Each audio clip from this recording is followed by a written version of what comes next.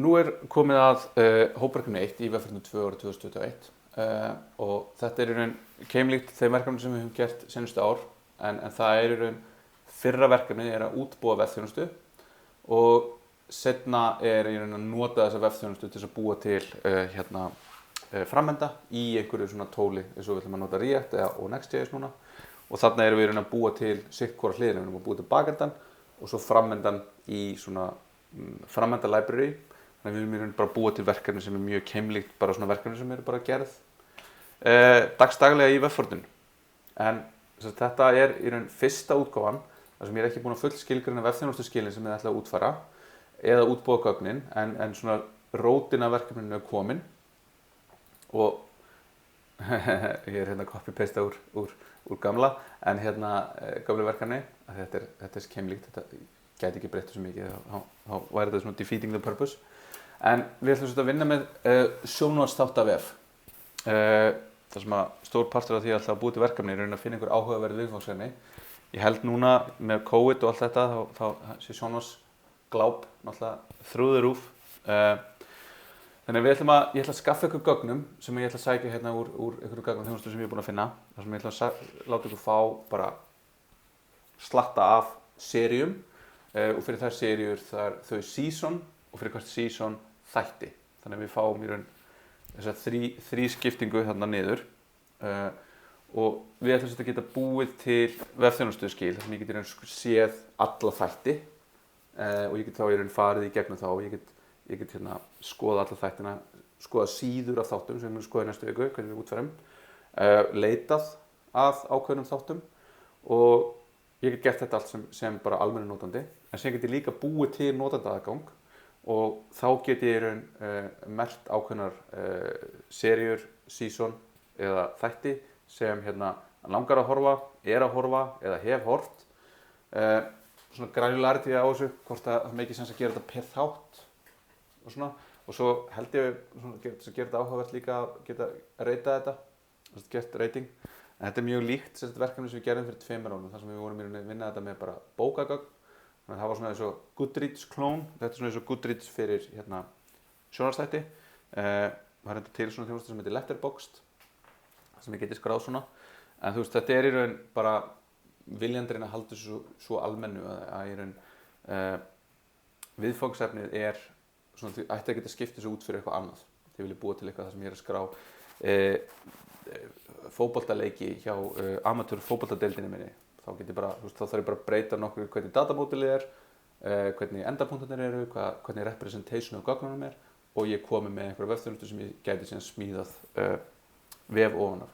Þannig þetta svona, við erum að reyna að gera verkefni þar sem þið að reyna að sjá og snerta á svona mjög almennum tólum sem þið getið síðan yfirfært yfir í önnur verkefni. Það í raun þetta að búa til þessi vefþjónustuskil sem ég eftir að skilgreina betur, töflur sem ég eftir að skilgreina betur og gögnin. Þetta verður að dumpa einhverjum gögnum á einhverju formi sem þið þurfið síðan að importa inn í gagnagrunnin ykkar. Þannig að það þarf að búa til töflurnar og gagnaskemað og við förum betur yfir það í næsta fyrirlestri. Svo einhverju ákveðnar myndir og Cloudinary ennþá besta þjónustan þó það sé önnur sem heitir ImageX komin inn. En Cloudinary leyfir okkur að búa til ókeypis aðgang án þess að við með kreditkort sem er ókeypis að eilífu, svo lengi sem við höldum okkur undir einhverju ákveðnu leveli. Og það er mjög næs að geta gert þessi verkefni af því að þegar þið eru búin að gera þessi verkefni og þið eru búin að setja upp á Heroku og þá þá þið getið vísað í þetta, þið getið haft þetta og þið getið haldið áfram að fikta í þessu, þið getið vandað eitthvað við eða stundað eitthvað við þetta og þið getið nýtt við þetta og gert alls konar. Og það er alltaf gott að hafa eitthvað sem þið getur vísað í, hvort sem það þeir eru að halda áfram í einhverju frekara námi eða fara að sækja vinnur eða bara viljið hafa þetta sem einhvern referens í því sem þið farið að vinna í. Þannig að þetta er svona verkefni sem við reynum að hafa það stórt að það sé svona að það skilji eitthvað ákveðið eftir sig.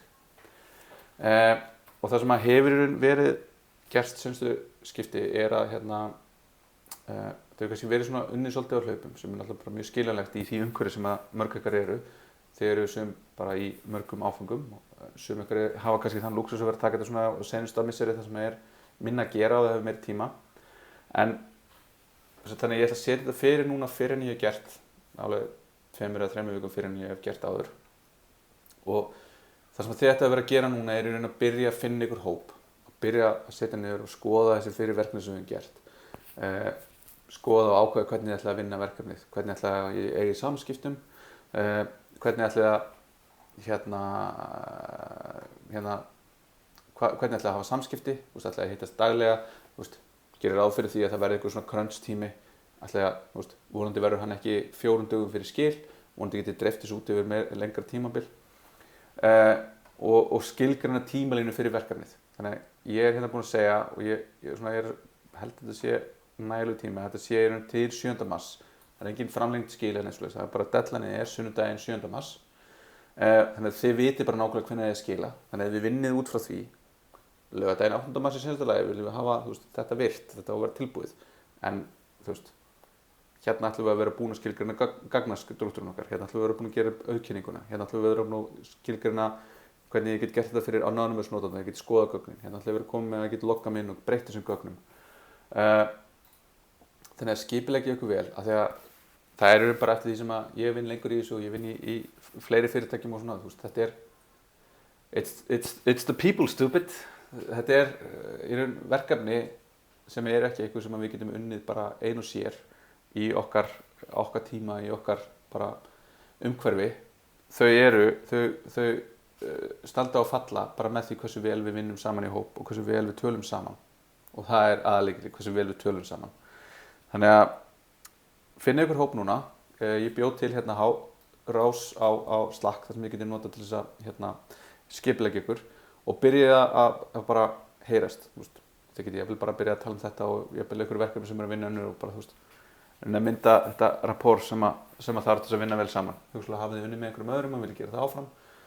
Taka ykkur inn í hópinn og vinna þetta saman. Þannig að þetta eru 2 til 4 einstaklingar, þetta er ég ætla ekki að gera eitthvað auka kröfur. Þetta væri bara 4 einstaklingar væri frábært fyrir þetta verkefni að vinna saman. Já. Þannig að ég held bara áfram að skilgreina verkefni, þannig að þið getið búist við að það komi eitthvað inn. Ég jafnvel bara held áfram í næstu viku að skilgreina eða ég tek bara upp eitthvað vídeó sérstaklega til þess að fara svona meira í hörgul á því hvernig verkefni sjálft verður. En síðan mun ég setja upp einhvers það var ég búinn að segja hérna, mun ég setja upp sýnilausnina þannig að þið getið skoðað í raun mína lausn, þannig að þið getið prófað hana, þið getið opnað Postman og gert fyrirspurnir og búið til notendur og prófað ykkur áfram. Og ég verð með hana keyrandi og það verður í raun, hún verður ekki fullkomin og hún verður ekki, hún getur verið öðruvísi en eitthvað lausn, en hún verður allavega eitthvað fyrirmynd sem þið getið notað til þess að bera ykkur saman við.